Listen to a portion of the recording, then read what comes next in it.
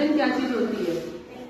उत्सर्जन मतलब जो हमारे शरीर की जैविक क्रियाओं के द्वारा जो उत्पन्न होते हैं विषैले पदार्थ जो हमारे शरीर के बाहर निकलना उनको बहुत आवश्यक होता है, तो वो किस प्रकार निकलते हैं और उनके लिए हमारे शरीर कैसे काम करता है। तो हमारे शरीर में इस उत्सर्जित पदार्थ को निकालने के लिए उत्सर्जन अंग होते हैं। मुख्यतः हमारे शरीर में कुछ तो उत्सर्जित पदार्थ जो होते हैं, जैसे कि हमारे शरीर हमने सांस लिया, ऑक्सीजन लिया, कार्बन डाइऑक्साइड निकला। तो ये कार्बन डाइऑक्साइड हमारे शरीर को जरूरत नहीं है, ये हमारे लिए नुकसानदेह है, लेकिन हम ये श्वसन के द्वारा बाहर निकाल देते हैं। और कभी कभी देखो गर्मी में जब पसीना बहुत ज्यादा होता है तो पसीने के द्वारा कुछ ज्यादा हमारे शरीर में गंदगी होती है, वो बाहर निकल जाती है पसीने के द्वारा।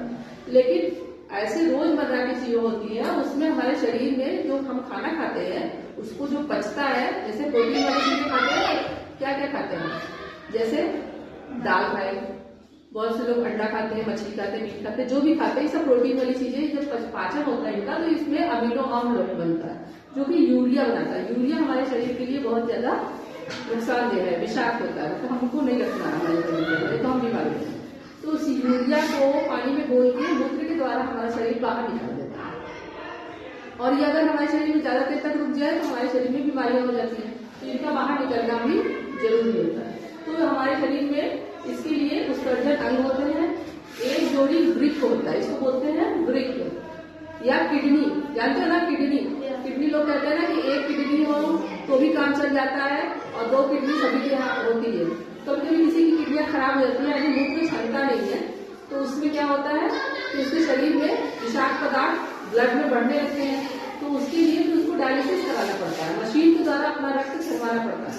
लेकिन हमारे शरीर में भगवान ने दिया हुआ है 2 वृक्क दिया हुआ है, इसके द्वारा ब्लड आता है। यहाँ 2 होते हैं, एक धमनी होती है और एक शिरा होती है। तो धमनी के द्वारा ब्लड आता है वृक्क में और साफ होने के बाद जैसे ब्लड में यूरिया वगैरह बाहर निकल जाता है, लेकिन और भी पदार्थ होते हैं जैसे कि विटामिन हुआ, खनिज लवण हुए या ग्लूकोज हुआ, ये हमारे शरीर को आवश्यकता होती है, तो ये ब्लड में वापस चला जाता है शिराओं के द्वारा।